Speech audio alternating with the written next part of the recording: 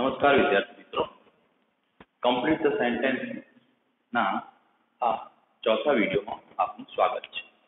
અગાઉ આપણે જુદા જુદા ફંક્શન્સનો ઉપયોગ કરીને આપણે વાક્ય પૂરું કરવાનો પ્રયત્ન કર્યો.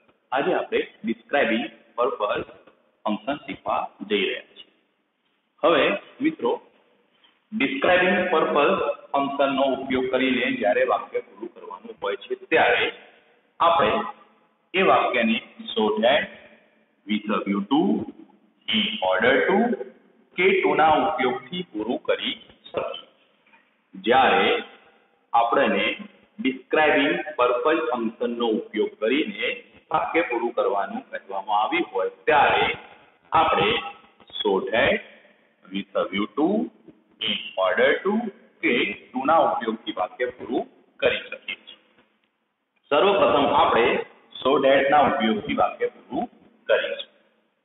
જ્યારે so that ના ઉપયોગથી વાક્ય પૂરું કરવાનું હોય ત્યારે પ્રથમ વાક્ય જે તમને અધૂરું આપેલું છે, ત્યારબાદ so that મૂકીશું, ત્યારબાદ કર્તા પ્લસ may ઓબ્લિક might એટલે કે may કે might નો ઉપયોગ કરવાનો રહેશે.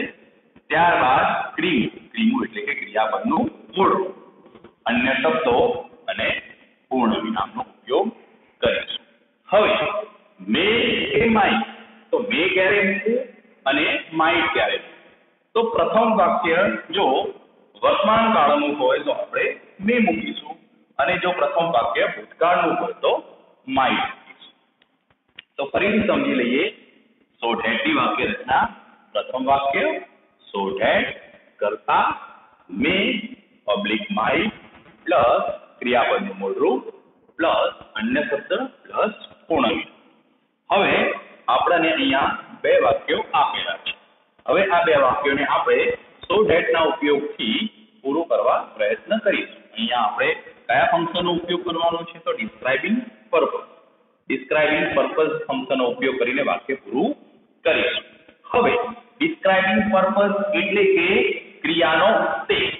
ક્રિયાનો ઉદ્દેશ શું છે તે દર્શાવવાનું છે. હવે ક્રિયાનો ઉદ્દેશ દર્શાવવા માટે આપણે so that નો ઉપયોગ કરીને વાક્ય પૂરું કરીશું.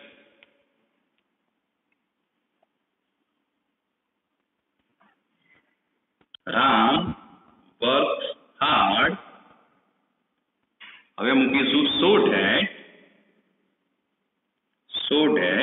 હવે કર્તા, તો પ્રથમ વાક્યનો જે કર્તા છે કયો છે? રામ.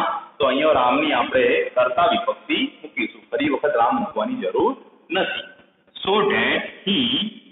હવે મે કે માઇ, તો પ્રથમ વાક્ય વર્તમાન કાળનું છે, સાદા વર્તમાન કાળનું છે, તો અહીંયા આપણે મે મૂકીશું. so that he may get good marks. so that he may get good marks. તો અહીંયા આપણે so that નો ઉપયોગ કરીને આ રીતે વાક્ય પૂરું કરી શકીએ. તો એનો ઉદ્દેશ શું છે? સખત મહેનતનો, તો એ સારું પરિણામ મેળવી શકે, સારા માર્ક્સ મેળવી શકે તે તેનો ઉદ્દેશ છે. બીજું વાક્ય છે માલા ran fast. માલા ran fast. હવે આપણે so that મૂકીશું. so that કરતા, તો માલાની કર્તા વિભક્તિ સી થશે, તો અહીંયા આપણે સી મૂકીશું. C, so that C. હવે મે કે માઇટ, તો અહીંયા સાદા ભૂતકાળનું વાક્ય છે, તો આપણે માઇટ મૂકીશું. so that she might win the race.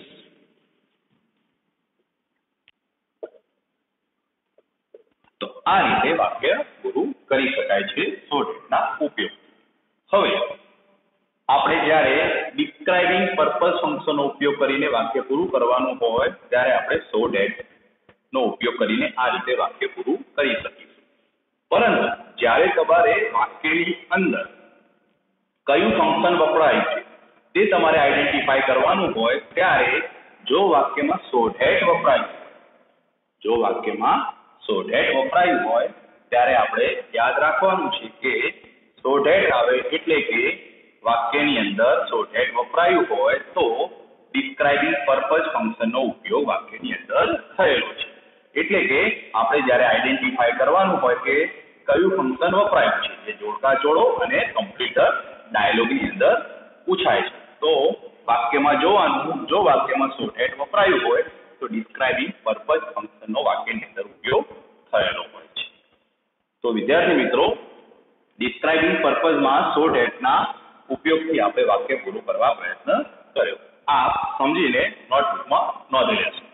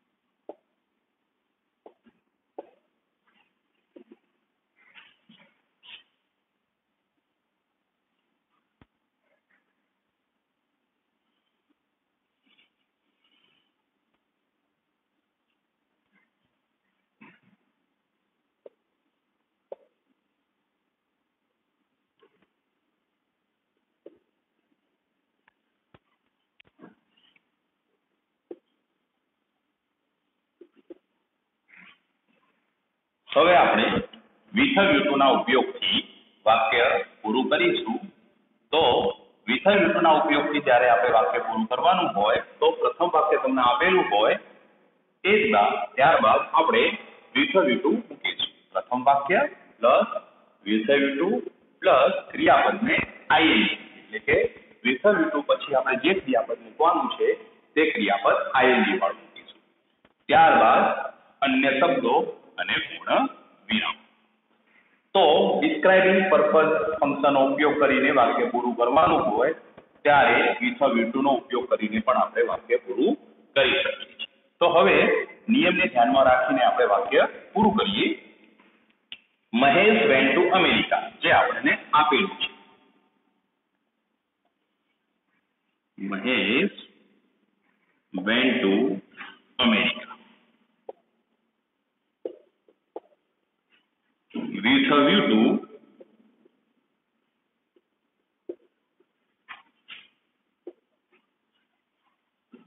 Mahesh went to America વિથર-વિટુ. તો હવે મહેશ અમેરિકા ગયો તો એનો ઉદ્દેશ શું છે? તો વધુ પૈસા કમાવા માટે. આપણે એ રીતે સમજીને વાક્ય પૂરું કરીએ તો મહેશ વેન્ટ ટુ અમેરિકા વિથર-વિટુ earning more money.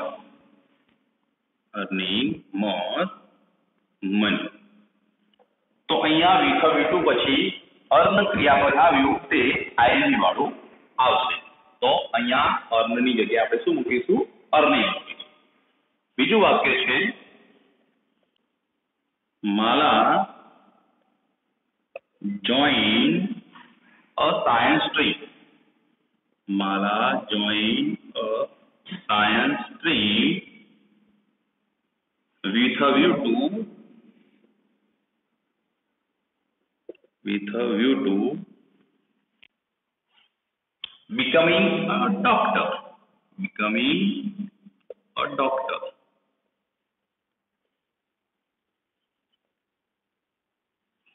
તો અહીંયા પણ with a view to પછી આપણે becoming ક્રિયાપદ મૂક્યું એટલે કે ing વાળું ક્રિયાપદ મૂક્યું. તો અહીંયા માલાએ સાયન્સ સ્ટ્રીમ જોઈન કરી તો એનો ઉદ્દેશ શું છે?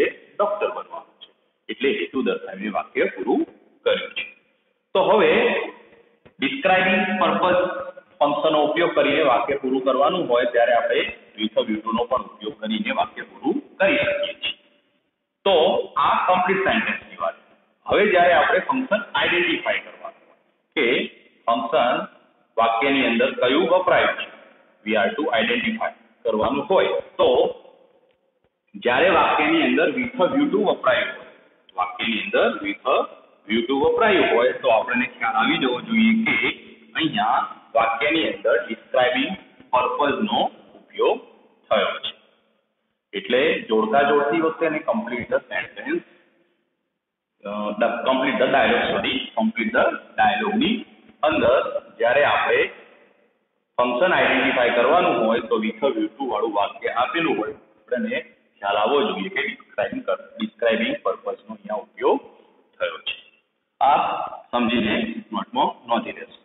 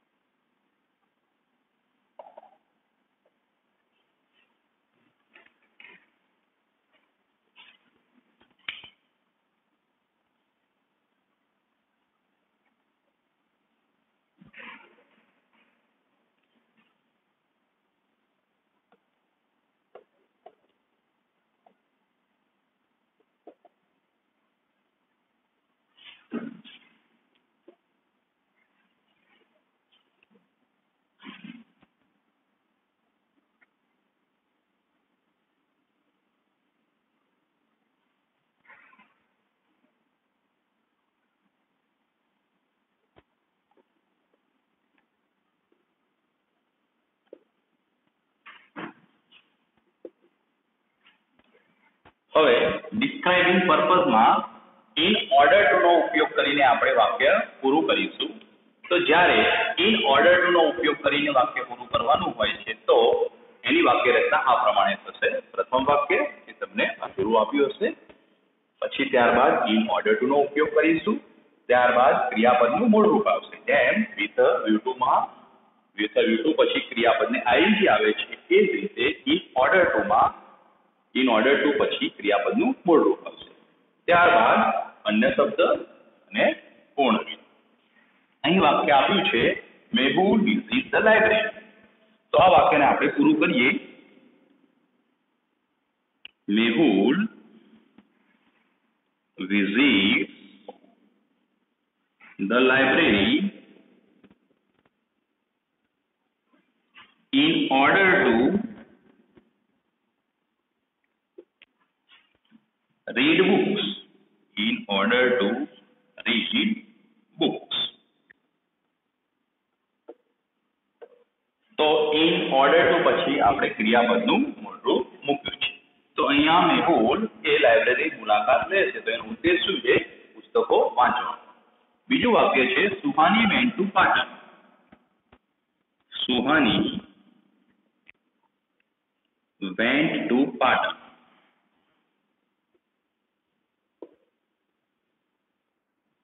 In order to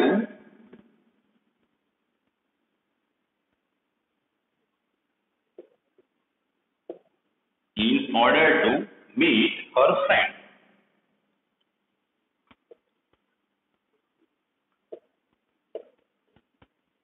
In order to meet her friend. તો અહીંયા પણ જુઓ in order to પછી આપણે ક્રિયાપદનું મૂળ રૂપ મૂક્યું છે.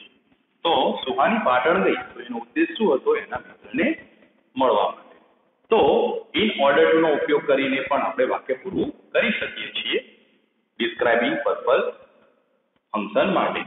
હવે જ્યારે આપણે આઈડેન્ટિફાઈ કરવાનું હોય કે વાક્યમાં કયા ફંક્શનનો ઉપયોગ થયો છે, તો વાક્ય જોવાનું અને વાક્યની અંદર in order to વપરાયું હોય તો આપણે ખ્યાલ આવી જવો જોઈએ કે અહીંયા ડિસ્ક્રાઇબિંગ પર્પઝ ફંક્શનનો ઉપયોગ થયો છે. આ સમજીને નોટબુકમાં નોંધી લેશો.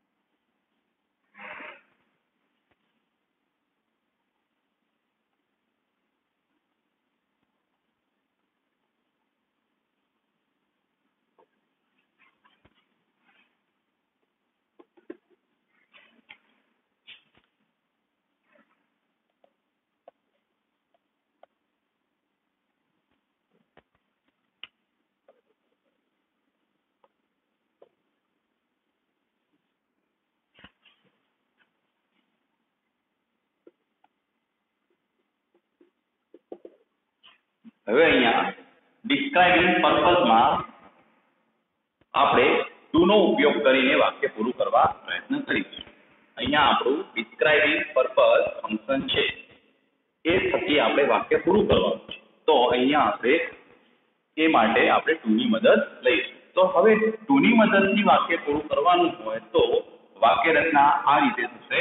પ્રથમ વાક્ય પ્લસ ટુ પ્લસ ક્રિયાપદનું મૂળ રૂપ પ્લસ અન્ય શબ્દ પ્લસ પૂર્ણ વિરામ. અહીંયા વાક્ય આપ્યું છે Maya bought a car. Maya bought a car.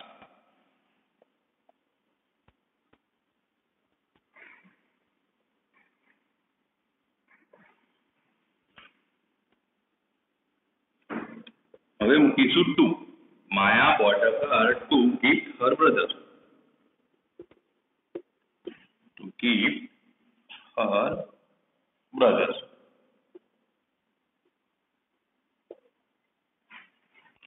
તો માયાએ કાર ખરીદી તેના ભાઈને ભેટ આપવા માટે. બીજું છે Suresh goes to the temple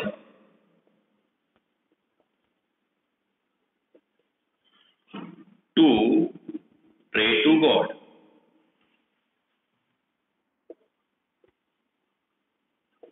તો અહીંયા આપણે ટુ નો ઉપયોગ કરીને પણ વાક્ય પૂરું કરી શકીએ છીએ. ત્યારે શું રાખવાનું છે કે ટુ પછી ક્રિયાપદનું મૂળરૂપ મૂકવાનું છે. તો અહીંયા જો ડિસ્ક્રાઇબિંગ પર્પઝ નો ઉપયોગ કરીને આપણે વાક્ય પૂરું કરી શકીએ છીએ. હવે એ માટે આપણે shorthand with to in order to અને ટુ નો ઉપયોગ કરીને વાક્ય પૂરું કરતા શીખ્યા. વિદ્યાર્થી મિત્રો, આ ડિસ્ક્રાઇબિંગ પર્પઝ ફંક્શન શાંતિથી સમજ્યા અને એમાં કંઈ પણ તમને મૂંઝવણ લાગે તો તમે વાક્ય રચના ઉપર ભાર આપશો તો તમને સહેલાઈથી સમજ આવી જશે. એટલે કે shorthand with to in order to અને ટુમાં દરેકમાં વાક્ય રચના આપી છે. એ વાક્ય રચનાને સરખી રીતે સમજશો તો વાક્ય રચના પ્રમાણે તમે વાક્ય સહેલાઈથી પૂરું કરી શકશો. આ શાંતિથી આ ટોપિક ટુ વાળો ટોપિક સમજીને નોટબુકમાં નોંધી લેશો.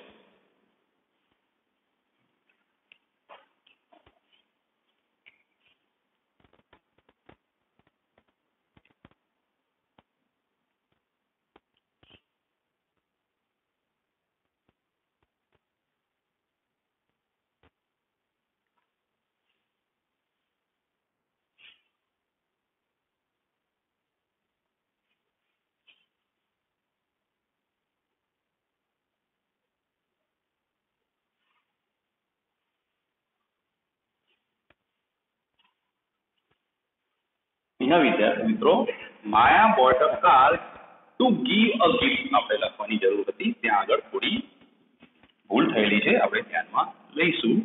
Two give a gift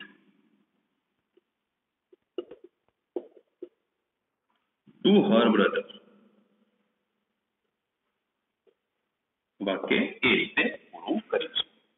gift એ નામ છે, ક્રિયાપદ નથી. અહીંયા આપણે ક્રિયાપદ તરીકે શું મૂક્યું? To give. Maya bought a car to give a gift to her brother. આ રીતે વાક્ય પૂરું કરીશું.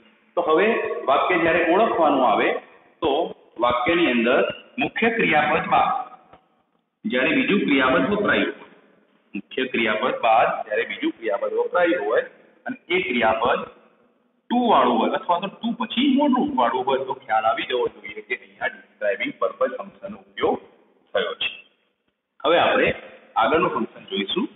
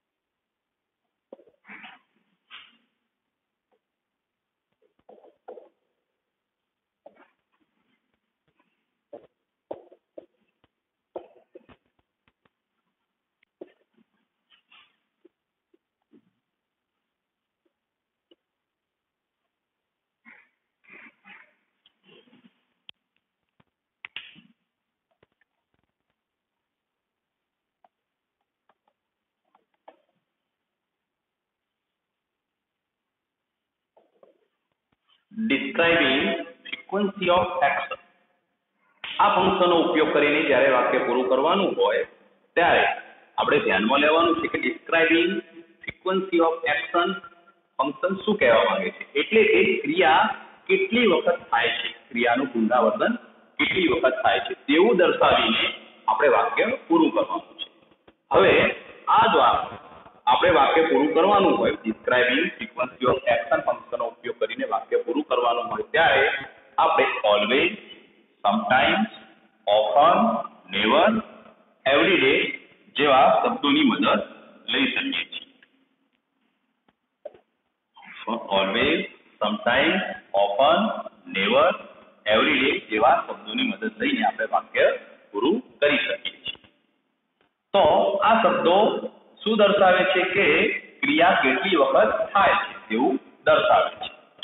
તો પ્રથમ વાક્ય આપણે પૂરું કરીશું તો એમાં કર્તા ફક્ત સુધીર આપ્યું છે. તો આપણે આ રીતે વાક્ય પૂરું કરવા પ્રયત્ન કરીશું. Sudhir always goes to the school. તો અહીંયા ઓલવેઝ નો ઉપયોગ કરીને આપણે વાક્ય પૂરું પણ વાપરી શકાય છે, ઓફર પણ વાપરી શકાય, નેવર કે એવરીડે ગમે તે વાપરી શકાય છે. માલા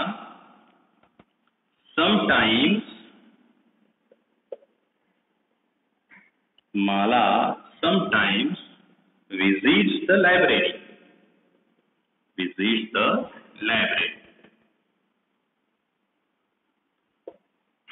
તો ડિસ્ક્રાઇબિંગ ફ્રીક્વન્સી ઓફ એક્શનમાં આપણે always, sometimes, often, never, every day, generally, rarely, daily જેવા શબ્દોનો ઉપયોગ કરીને આપણે વાક્ય પૂરું કરી શકીશું. એટલે કે આપણે શું દર્શાવવાનું છે કે ક્રિયા કેટલી વખત થાય છે, હાઉ ઓફન કેટલી વખત થાય છે તેવું દર્શાવીને આપણે વાક્ય પૂરું કરવાનું છે. તો જ્યારે ડિસ્ક્રાઇબિંગ ફ્રીક્વન્સી ઓફ એક્શન ફંક્શનનો ઉપયોગ કરીને વાક્ય પૂરું કરવાનું હોય ત્યારે આપણે always, sometimes, often, never, every day, generally, daily, rarely, occasionally, usually જેવા શબ્દોનો ઉપયોગ કરીને વાક્ય પૂરું કરી શકીશું. હવે જ્યારે આપણે ફંક્શન આઈડેન્ટિફાય કરવાનું હોય તો વાક્યની અંદર always, sometimes, often, never, daily, rarely, generally, usually, occasionally જેવા શબ્દો વપરાયા હોય તો આપણને ખ્યાલ આવવો જોઈએ કે વાક્યની અંદર ડિસ્ક્રાઇબિંગ ફ્રીક્વન્સી ઓફ એક્શન ફંક્શનનો ઉપયોગ થયો છે. આ તમે સમજીને નોંધી લો.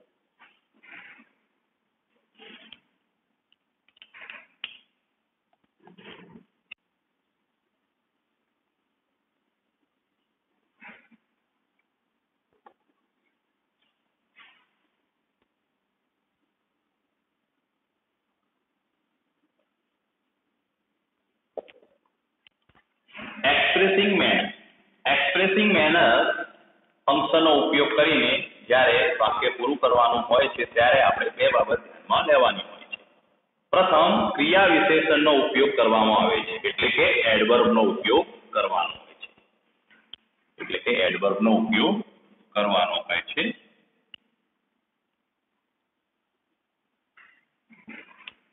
નંબર 2, ક્રિયા કેવી રીતે થાય તે દર્શાવવાનું હોય છે. મીન્સ એડવર્બ શું બતાવે છે કે ક્રિયા કેવી રીતે થાય છે, તો એટલે કે ક્રિયા વિશેષણનો ઉપયોગ કરવામાં આવે છે અને સાથે સાથે ક્રિયા કેવી રીતે થાય છે તે દર્શાવવાનું હોય છે. અહીંયા બે વાક્યો આપ્યા છે, આપણે તે બે વાક્યો પૂરો કરવા પ્રયત્ન કરીએ. Mohan can count these sums. Mohan can count these sums easily. તો અહીંયા જુઓ, easily એ એડવર્બ છે. easily શું છે? એડવર્બ છે. તો અહીંયા આપણે easily એડવર્બનો ઉપયોગ કરીને વાક્ય પૂરું કર્યું. તો easily શું બતાવે છે કે મોહન કઈ ક્રિયા કરે છે? તો દાખલા ગણવાની ક્રિયા કરે છે. દાખલા ગણવાની ક્રિયા કેવી રીતે થાય છે? તો સરળતાથી થાય છે. તો Mohan can count this Sam's easy. Mohan આ દાખલા સરળતાથી ગણી શકે છે. બીજું આપ્યું છે, Suresh played cricket very well. Suresh played cricket very well. તો અહીંયા એ well એ એડવર્બ છે. તો અહીંયા well એડવર્બનો ઉપયોગ કરીને આપણે વાક્ય પૂરું કર્યું છે. તો અહીં શું બતાવે છે કે સુરેશ એ ક્રિકેટ ખૂબ સારી રીતે રમતો. તો અહીં ક્રિયા કઈ થાય છે? ક્રિકેટ રમવાની. કેવી રીતે થાય છે? તો સારી રીતે થાય છે. તો એક્સપ્રેસિંગ મેનરમાં ક્રિયા કેવી રીતે થાય છે તે દર્શાવવાનું હોય છે અને સાથે સાથે ક્રિયા વિશેષણનો ઉપયોગ કરીને વાક્ય પૂરું કરવાનું હોય છે. તો એક્સપ્રેસિંગ મેનર ફંક્શનનો ઉપયોગ કરીને આ રીતે વાક્ય પૂરું કરી શકાય છે. હવે જ્યારે આપણે આઈડેન્ટિફાય કરવાનું હોય ફંક્શન કે વાક્યની અંદર કયું ફંક્શન વપરાયું છે, તો વાક્યમાં જ્યારે એડવર્બ